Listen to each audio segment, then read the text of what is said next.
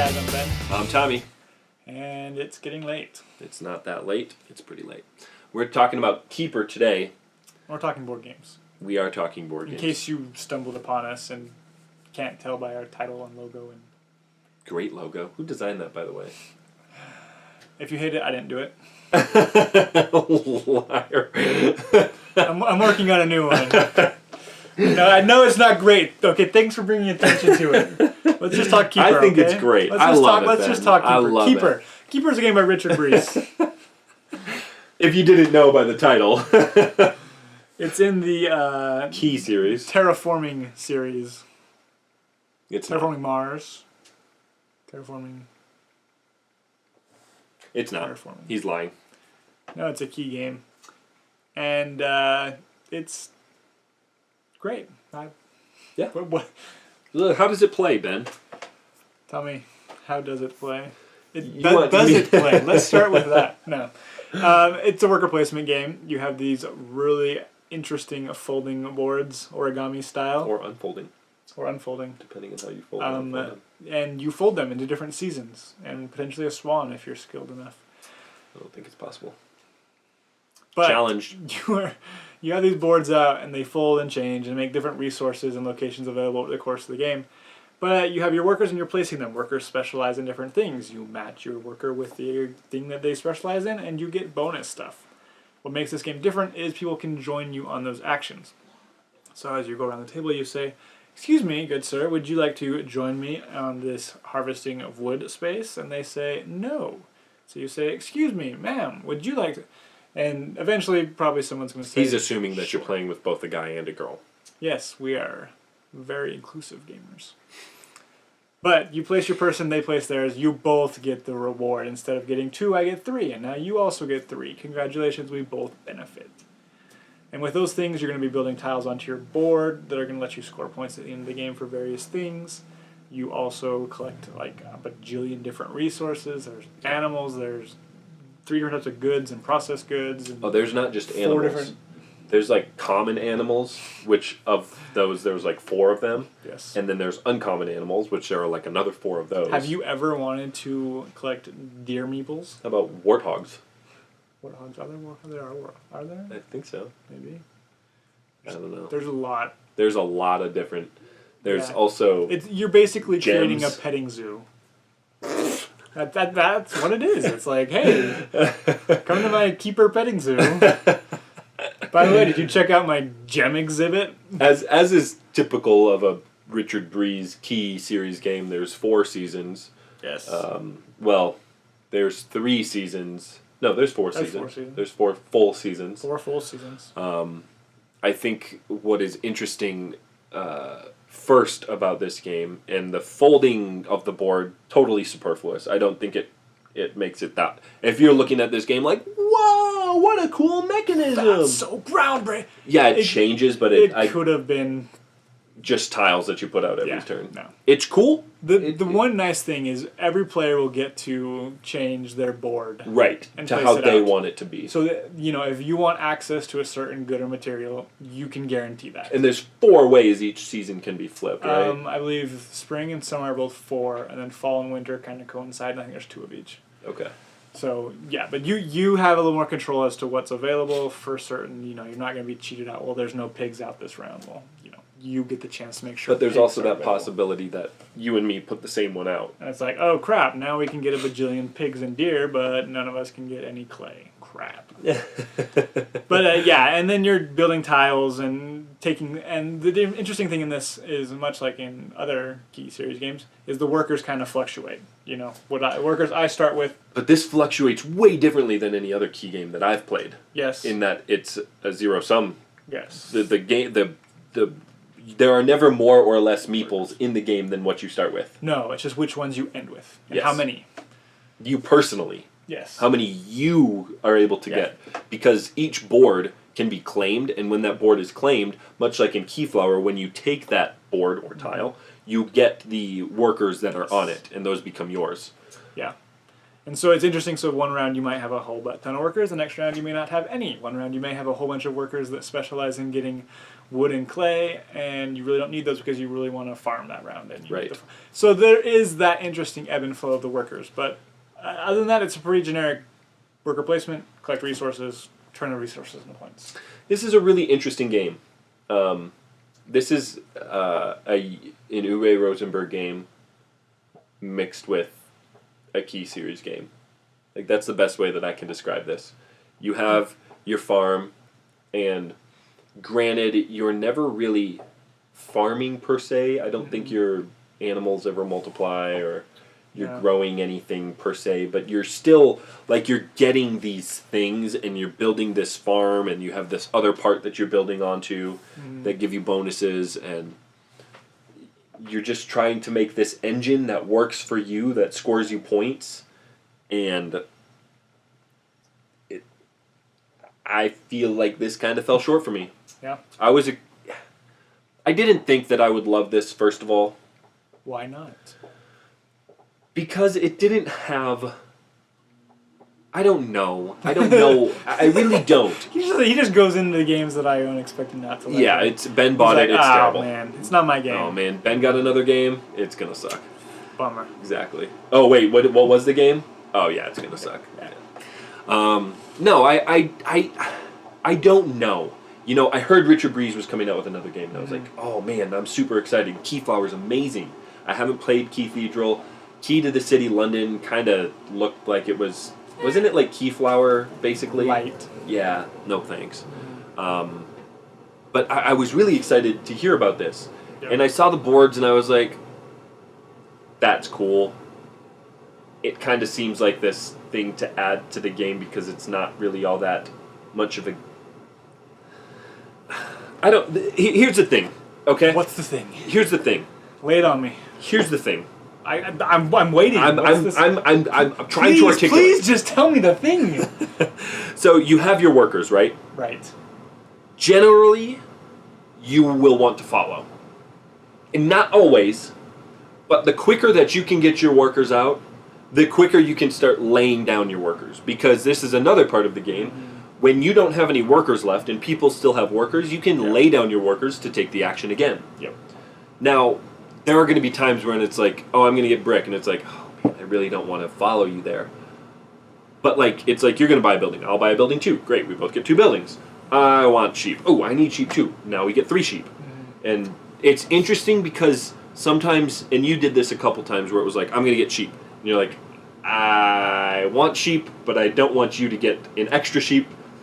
So and I'm I not want you to have my meeple. Right, to exactly. get an extra worker because I'm placing it on your board. Exactly. So it's really interesting.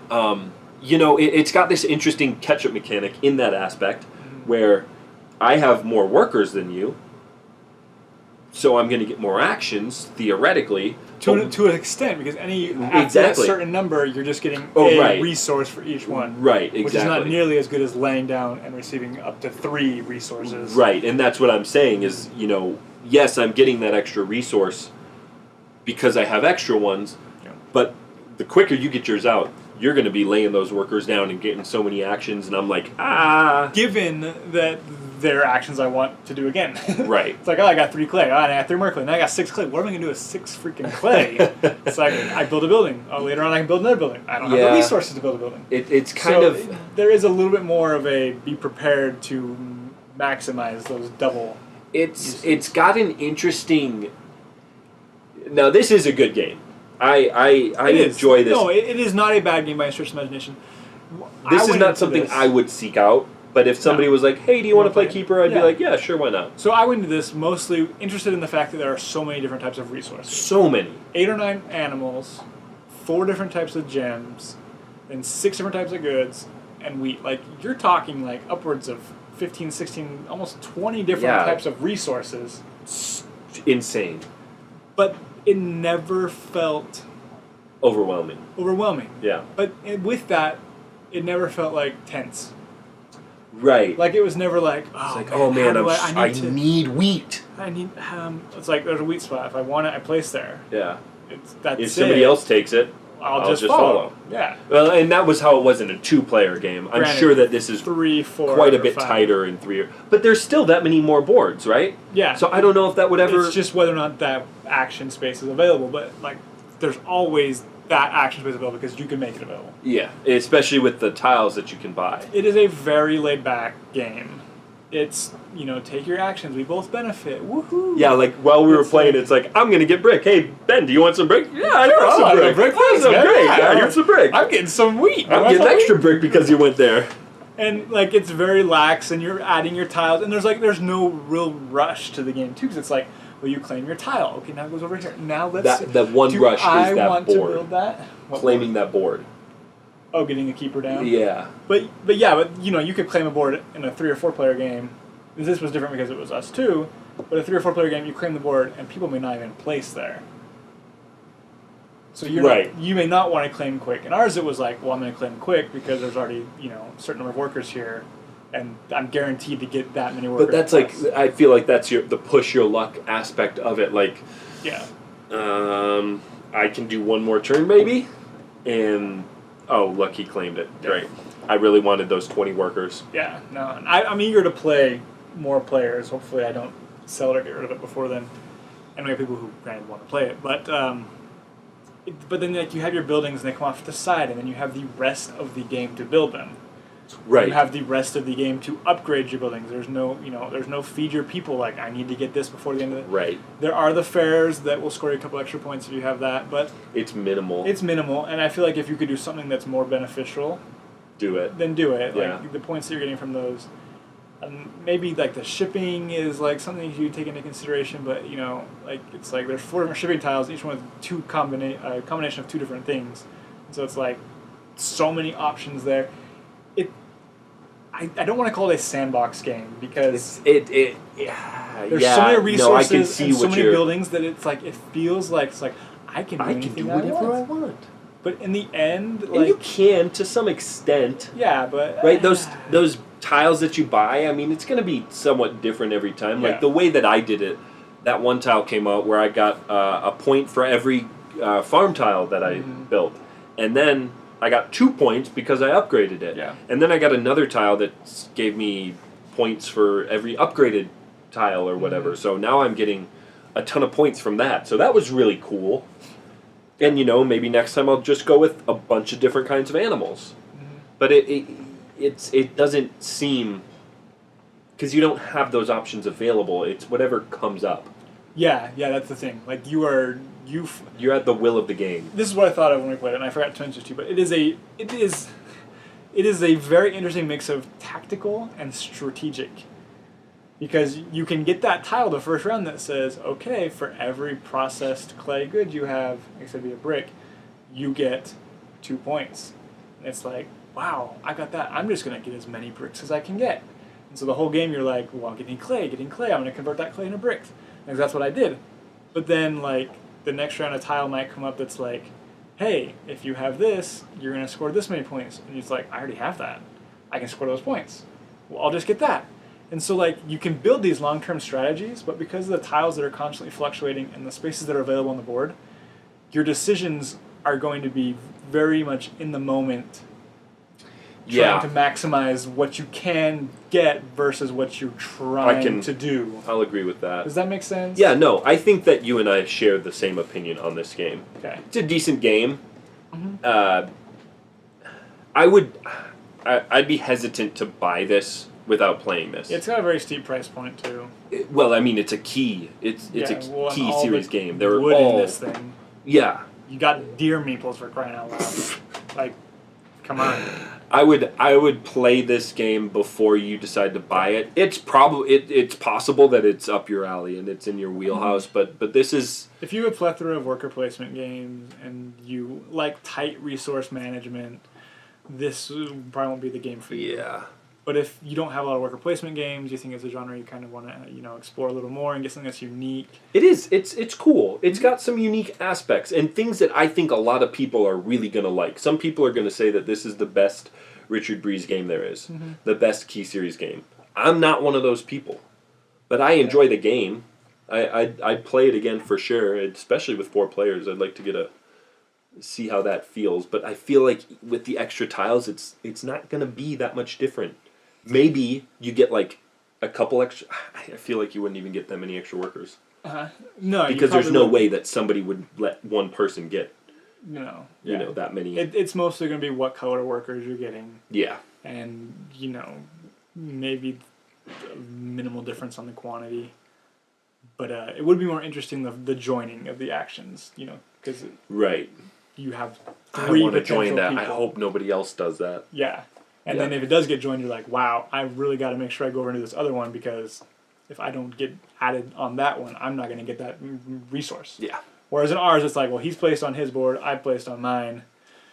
I don't think he's going to come over to my board. And even if he does, I'll get to take the action with him. Right. But I don't know. It's a good game. It's nice to have so many options and this plethora of goods and stuff that you can try and get. But this does not have the tightness or the same strategy that Keyflower has. No. If anybody's wondering, like, oh, how does this compare to Keyflower?